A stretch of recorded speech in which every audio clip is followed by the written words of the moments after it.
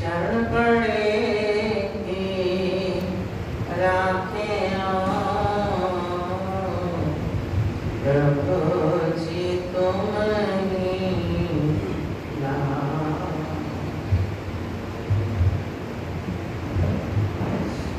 गुरु का एक बार अपनी मुख रसना को पवित्र करने के लिए सब मिलकर ऊंची और मीठी स्वर से बोल जयकारा।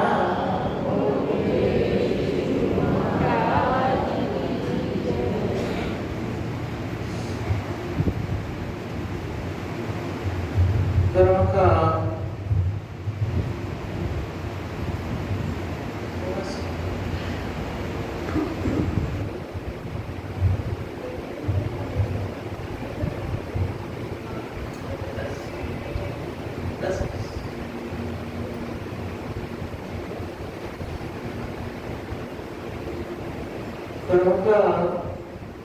श्री रामायण का वचन है कि संतों का जीवन कैसा होता है और उनकी संगत का किस प्रकार हमारे मन पर प्रभाव पड़ता है।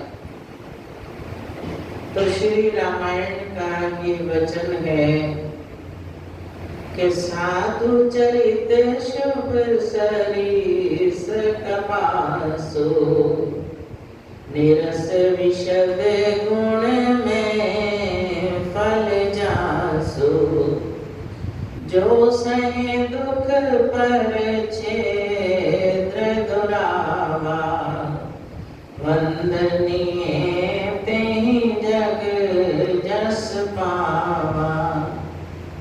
ये श्री रामायण का वचन है कि संतों का जीवन कपास की न्याय सादा है। जैसे कपास का कोई रंग रूप नहीं, कपास में कोई रस नहीं, कोई स्वाद नहीं, लेकिन कितनी गुणकारी है कि जन्म से अंत तक जीव के काम आती है। तो ऐसे ही संतों का जीवन सादा सुधा होता है, लेकिन वो गुणों के भंडार होते हैं। जो जीव उनकी संगत करते हैं उन पर भी भक्ति का रंग अपने आप चढ़ना शुरू हो जाता है। फिर उनका काम क्या है? जो सहे दुख पर छिद्र दुरावा, जो अपने तन पर कष्ट सहन करके दूसरों की भलाई करते हैं, दूसरों को सुख देते हैं, ये उनका सहज स्वभाव होता है कि आप कष्ट उठाकर सबको सच्चा सुख प्रदान करना। तो इसलिए संसार में उनकी पूजा होती है। वंदनीय तेहि जग जस पावा, संसार में वो यश भी प्राप्त करते हैं और दुनिया उनको मस्तक भी झुकाती है, क्योंकि वो अपने लिए नहीं, संसार के परोपकार के लिए ही आते हैं और भक्ति का पथ दर्शाकर हमारे जीवन के कांटे को ही बदल डालते हैं। पहले ये मन काग था, करता जीवन घात, अब तो मन हंसा भया मोती चुन चुन खात। कोई प्रेमी कहता है कि हे प्रभु, जब तक आपकी शरण नहीं मिली थी, जब तक मेरे मन में भक्ति की लगन नहीं लगी थी, तो मेरा मन कौवे की तरह था। जैसे कौवा गंदगी पर बैठता है, विष्ठा ही ग्रहण करता है, ऐसे मेरा मन भी विषयासक्त था। लेकिन जब से आपकी शरण मिली, मुझे इस बात का ज्ञान हो गया कि मेरे जीवन का लक्ष्य क्या है, इस जीवन से मैंने क्या लाभ उठाना है। तब से मुझे ऐसी लगन लगी, आप आपके चरणों से ऐसी प्रीति मेरी जुड़ी कि अब मेरा मन हंस की नेक बन गया, काग से हंस हो गया। अब सुच्चे मोती चुन चुन कर खाता है। सुच्चे मोती का मतलब धर्म, कर्म, परमार्थ, सत्संग, ये मेरी खुराक है। लेकिन पहले इनसे मैं कोसों दूर था। हर वक्त विषय आसक्त रहकर संसार के पदार्थों में ही उलझा रहता था। लेकिन जब मुझे ज्ञान हुआ तब ही मेरी मन की अवस्था पलटी। अब हर वक्त मेरा दिल चाहता है कि मैं सिमरन करूं, सेवा करूं। अंदर से मेरे लिए तरंगें उठती हैं। तो संतों का ये प्रभाव होता है कि जब जब हम उनके नजदीक जाते हैं, प्रभु की महिमा सुनते हैं, जीवा से शब्द उच्चारण करते हैं, तो हम पावन हो जाते हैं। हमारे सारे पाप धुल जाते हैं। एक बार कोई संत थे जो नदी किनारे बैठकर भजन किया करते थे। घास फूस का झोपड़ा उन्होंने बनाया हुआ था। उसी में नित्य प्रति वो अभ्यास करते। शहर से काफी दूर थे। अब जो भी आता जाता देखता उनको मस्तक झुकाकर जाता और उसके मन को बड़ी शांति मिलती। संगति का बड़ा प्रभाव होता है। तो ये बात फैलती फैलती राजा तक भी पहुंच गई कि वो संत हैं जो झोपड़े में बैठकर भजन करते हैं। उनके दर्शन करने से मन को बड़ी शांति मिलती है।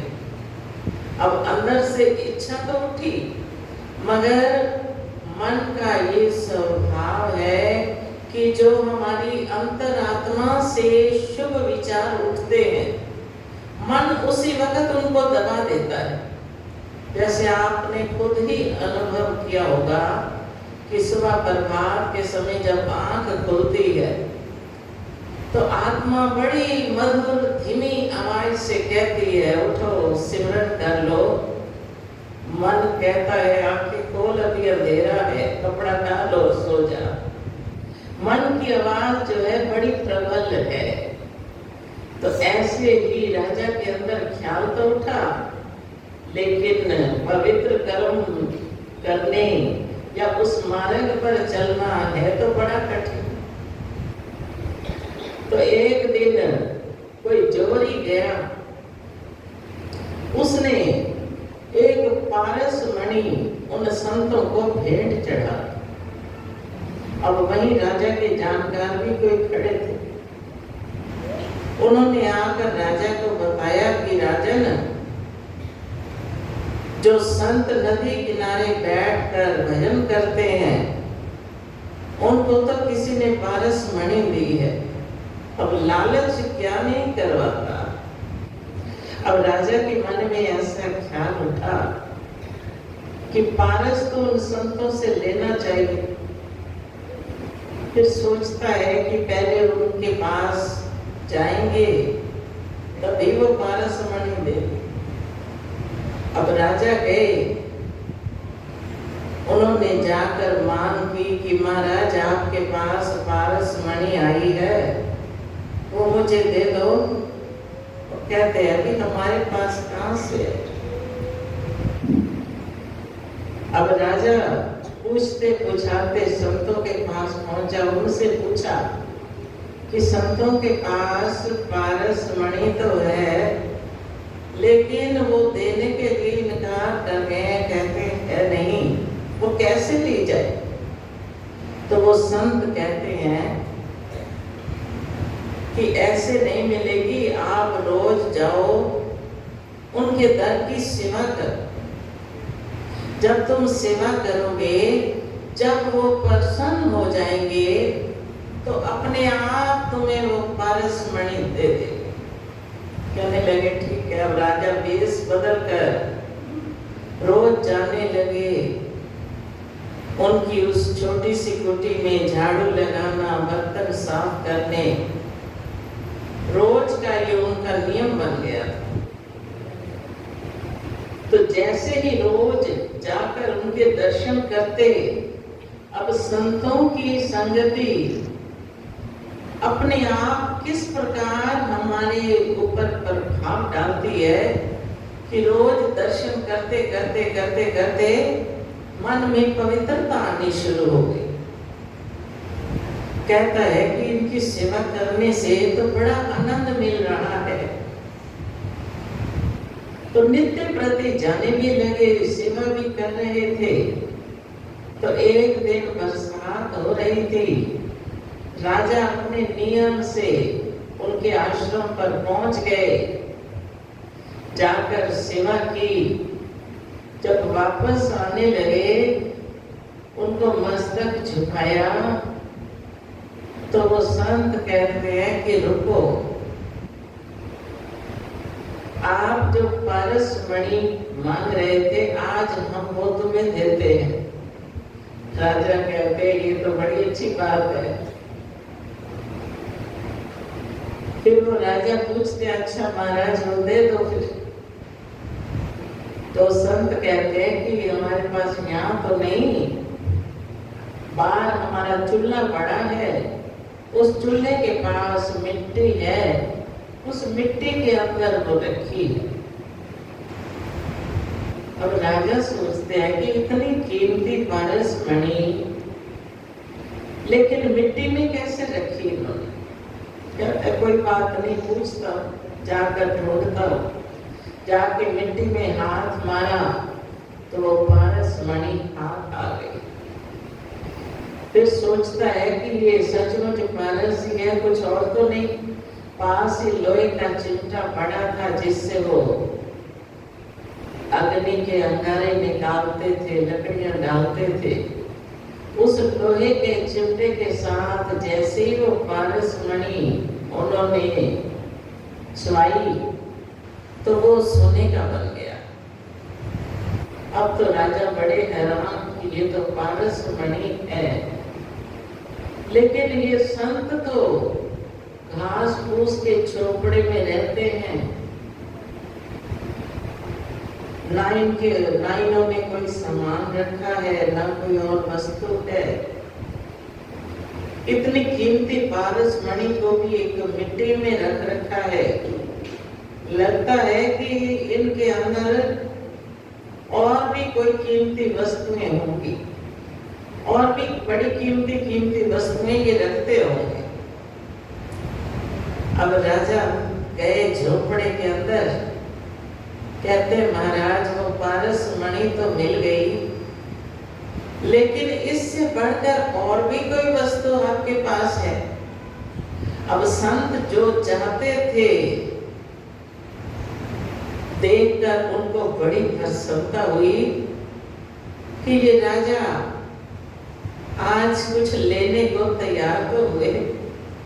तो संत मुस्कुराए, कहने लगे राजन पारस मणि तो दे दी, इससे बहुत बेशकीमती वस्तु हमारे पास है, मगर आप उसको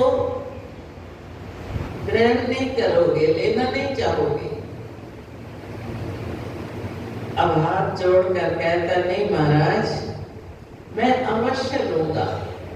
आप अगर मुझे दोगे तो मैं लेकर भी जाऊंगा। अब संत कहते कि वचन दो कि आप फिर पीछे नहीं हटोगे। कहता नहीं, मैं अवश्य लूंगा, आप मुझ पर कृपा तो करो। तो संत कहते हैं राजन ये पारस मणि तो एक माया का पसारा है, लोहे से सोना बनाती रहेगी, लेकिन हमारे पास जो बेशकीमती वस्तु है वो मालिक का सच्चा नाम है।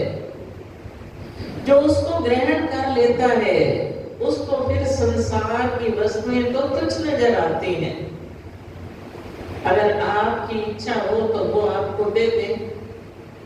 अब वचन बंद था, कहते हैं महाराज दे दो फिर।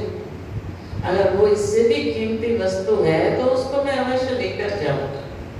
वहां फिर उन्होंने उन संतों से नाम दीक्षा ली। फिर उन्होंने फरमाया कि आप जब जाओगे राजपाट के काम तो करो, इस पारस मणि से जितना मर्जी सोना बनाना, लेकिन सुबह भी और रात को भी भजन जरूर करना। जो हम नाम दे रहे हैं ये दोनों टाइम इसका सिमरन करना बहुत आवश्यक।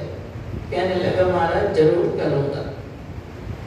अब पारस मणि लेकर और नाम दीक्षा लेकर जब राजमहल में पहुंचे, अब सिमरन पर बैठने लगे, बड़ा आनंद बड़ा सुख मिलने लगा। मन में उनकी इतनी प्रसन्नता कि मानो उनको दुनिया से न्यारी वस्तु मिल गई। अब करते करते वो तो कई कई घंटे सिमरन पर बैठे रहते। फिर राजा ने हुक्म दिया कि मेरे लिए एक एकांत में कमरा बनाया जाए जहाँ मैं बैठकर सिमरन करूं। अब कमरा भी बनाया गया। अब राजा ने वो सब काम तो अपने मंत्री को संभाल दिया। अब राजपाट का काम तुम संभालो, मैं तो मालिक के नाम का स्मरण करूंगा। जो रस उसमें मिलता है, जो आनंद उसमें मिलता है, वो तो मुझे राजपाट में भी प्राप्त नहीं हुआ। अब नित्य प्रति सिमरन करने लगा। कुछ समय बाद फिर गया उन संतों के पास, तो कहते हैं महाराज अब तो राजपाट में मन ही नहीं लगता, अब तो आप मेरी विनय स्वीकार करो, तो अपने चरण कमलों की सेवा बख्श दो। तो संत कहते हैं बेटा हम यही चाहते थे कि तुम्हारे मन का रुख मालिक की तरफ पलट जाए, मालिक की लगन तुम्हारे हृदय में लग जाए। अब मालिक की लगन लग गई, अब रहो तो राजपाट में, लेकिन हमेशा मालिक का भजन ध्यान करते रहना, हमारी यही आज्ञा। अब वापस आए राजा तो अपने उस एकांत कमरे में बैठकर सिमरन करने लगे और राजपाट का काम सारा मंत्री जन चलाने लगे। तो ये होता है संगत का प्रभाव। अगर वो नित्य प्रति उनके आश्रम पर न जाता, उनके दर्शन न पाता, सेवा न करता, तो ये अवस्था कैसे प्राप्त होती? ये तभी हुई जब सेवा करने लगा, उनके दर्शन करने लगा, तो मन में पवित्रता आनी शुरू हो गई। उसी पवित्रता ने ही फिर वो दौलत उसको प्राप्त करवा दी जो हजारों वर्ष तप करने पर भी जीव को प्राप्त नहीं होती। जैसे फरमाते हैं कि तप के वर्ष हजार हो, तप के वर्ष हजार हो, सत्संगत खड़ी एक, तो भी नहीं बराबरी शुकदेव जी किया विवेक। हजारों वर्ष की तपस्या एक तरफ, एक घड़ी का सत्संग एक तरफ। ये शुकदेव मुनि जिन्होंने अमली तप भी किया, गुरु की शरण भी प्राप्त की, उन्होंने अपना अनुभव लिखा कि हजारों वर्ष तप से भी वो दात नहीं प्राप्त होती जो सत्संग में मिलती है, गुरु की शरण में जाने से मिलती। अब हम अंदाजा ले रहे हैं कि हम कितने भाग्यशाली हैं जिनको हमारे श्री सतगुरु दाता दयाल जी ने अपनी चरण शरण बख्शी, अपना सेवक बनाया, भक्ति की दात सहजे में ही हमें प्रदान कर दी कि कलयुगी जीव किसी भी कठिनाई को सहन न करके बड़े आराम से घर में रहकर भक्ति के नियम अपना सके। वो सरल साधन बना दिए हमारे लिए कि प्रेमी जन संसार में रहकर भी अपने जीवन को सफल बना सकते हैं। तो कितने हम भाग्यशाली हैं जिनको ऐसा संयोग प्राप्त हुआ।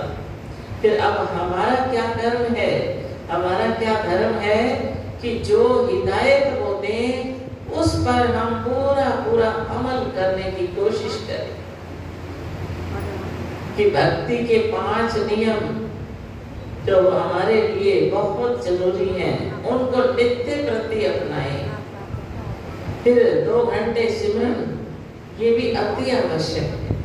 बाकी सारे काम जैसे जरूरी हैं, उन सबसे जरूरी ये काम है कि हम सिमरन भी करें, भक्ति के 5 नियमों को भी अपनाएं। जब ऐसा करेंगे तो सतगुरु हमारे सारे कार्य भी संभाल देंगे और लोक परलोक की जिम्मेवारी भी ले लेंगे। श्री आरती, पूजा, सत्संग, सेवा, सिमरन और ध्यान श्रद्धा से जो नित्य करे निश्चय हो कल्याण। बड़े दावे से कहा कि जो इस नियमों को अपनाएगा निश्चय ही उसका कल्याण है, निश्चय ही भव से बेड़ा पार है। बोलो जयकारा।